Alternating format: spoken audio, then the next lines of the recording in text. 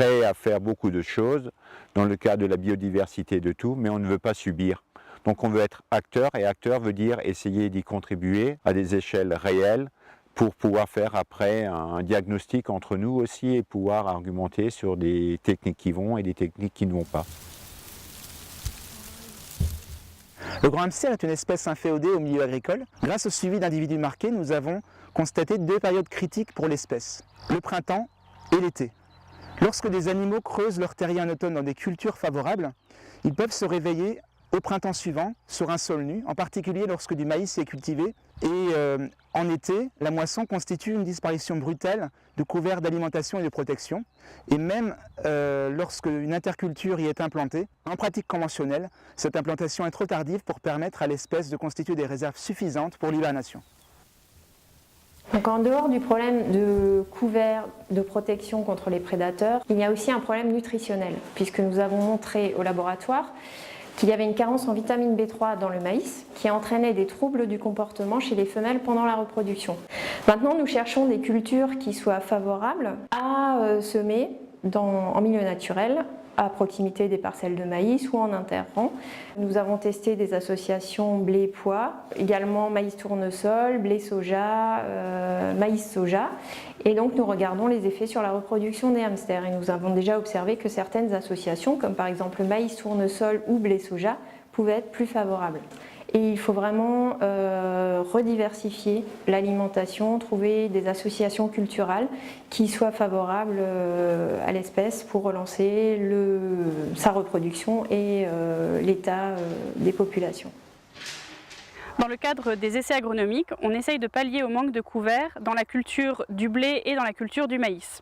Donc dans le cadre de la culture du blé, on essaye de mettre en place un couvert végétal en sous-semis au mois de mars, qui, on espère, va se développer et va prendre le relais après la moisson du blé. Dans le cas du maïs, on essaye donc d'implanter ce maïs au travers un couvert qui est déjà en place et encore vivant, qu'on va essayer de garder le plus longtemps possible.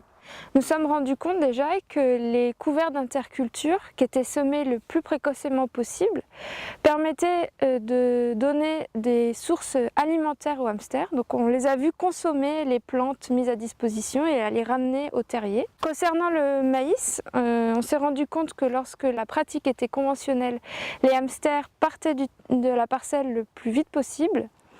Dès lors qu'on y gardait un couvert, donc un couvert de trèfle, ils y restaient jusqu'à ce que ce couvert-là soit fauché. Ces connaissances sont directement utilisées lors des discussions pour améliorer les outils de conservation de l'espèce. Par exemple, nous avons mis au point de nouvelles mesures agro-environnementales en prenant en compte l'intérêt des scippants précoces.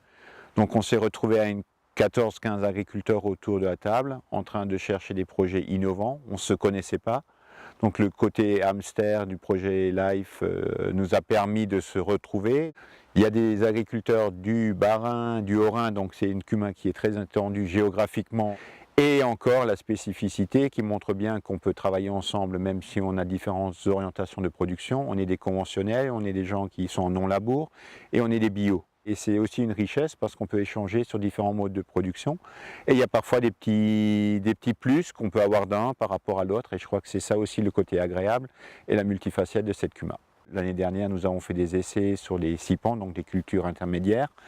Différents mélanges, différentes conditions d'implantation. Et ça nous a permis en novembre de faire une journée bilan sur les matières sèches que ça ramène, ces cultures, et donc aussi le potentiel que ça peut apporter à l'agriculture en dehors uniquement du cadre du hamster, mais aussi de la préservation des sols, de la biodiversité, de la matière organique et donc aussi des cultures suivantes et des choix qu'on peut en faire.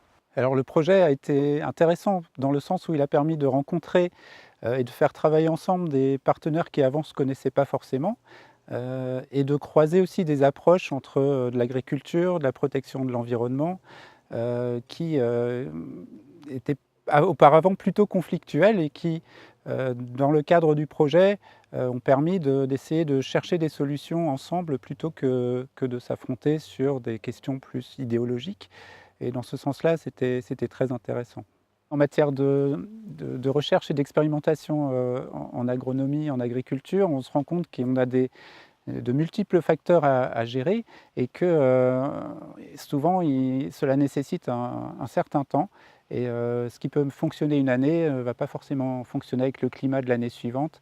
Et donc on a forcément besoin d'expérimenter sur plusieurs années.